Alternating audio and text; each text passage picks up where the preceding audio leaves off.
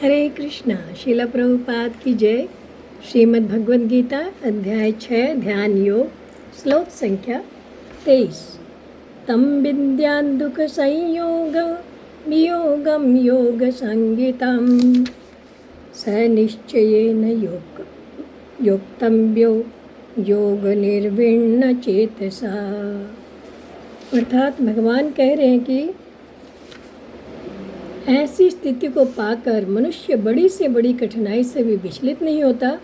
ये निस्संदेह भौतिक संसर्ग से उत्पन्न होने वाले समस्त दुखों से वास्तविक मुक्ति है। मनुष्य को चाहिए कि संकल्प तथा श्रद्धा के साथ योगाभ्यास में लगे और पथ से विचलित ना हो। तो हम देखते हैं कि इस श्लोका में भगवान बता रहे हैं कि जिस सुख की प्राप्ति होने पर उससे अधिक लाभ की संभावना नहीं रहती और जिसमें स्थित होने पर बड़ा से बड़ा भारी दुख भी विचलित नहीं करता, ऐसे सुख की प्राप्ति के लिए भगवान इस श्लोक में प्रेरणा दे रहे हैं। तो तम विद्या दुख संयोग वियोगम योग संगीतम, यानी जिसके साथ हमारा संबंध है ही नहीं, हुआ ही नहीं, होगा ही नहीं और कभी होना संभव ही नहीं है, ऐसे दुख रूप संसार और शरीर के साथ संबंध मान लेना ही दुख संयोग यहाँ कहा गया है। ये दुख संयोग योग नहीं है। अगर ये योग होता तो संसार के साथ हमारा नित्य संबंध होता, तो इसे दुख संयोग का कभी वियोग करने की चेष्टा ही नहीं करनी पड़ती।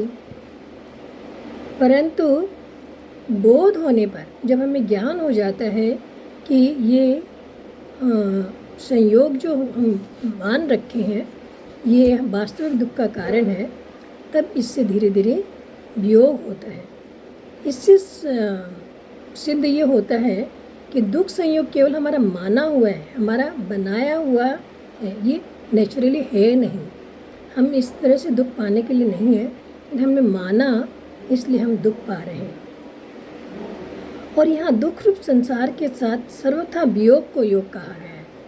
वियोग जब होगा, वियोगम योग संगीतम, जब वियोग होगा तो योग संगीतम, योग में व्यक्ति स्थित होता है। तो हमने देखा कि इसी योग को के बाद में अर्जुन ने कहा नष्टो मोह स्मृति लब्धा, कि मेरा मोह नष्ट हो गया और मुझे पूरा ज्ञान हो गया है। और भगवान ने योग संगीतम पद देकर दुख के संयोग के वियोग का नाम योग बताया। जब दुख संयोग से हमारा वियोग होता है, यानी संसार से जब हमारी निवृत्ति होने लगती है, तभी ये योग होता है। उसके बाद भगवान बता रहे स निश्चयेन योक्तव्यो योग निर्विण्ण चेतसा, जिसमें दुखों के संयोग का अभाव ही है, ऐसे योग का उद्देश्य रखकर मनुष्य को चाहिए कि बिना विचलित हुए चित्त से निश्चय पूर्वक इस ध्यान योग का अभ्यास करें, जिसका वर्णन भगवान ने इस अध्याय में किया है। यह अनिर्वीण चेतसा कहने का तात्पर्य है कि बहुत समय लग गया, बहुत पुरुषार्थ किया, पर मेरा योग सिद्ध ही नहीं हो रहा है, ऐसे विचार करके मनुष्य को उकताना नहीं चाहिए, विचलित नहीं होना चाहिए।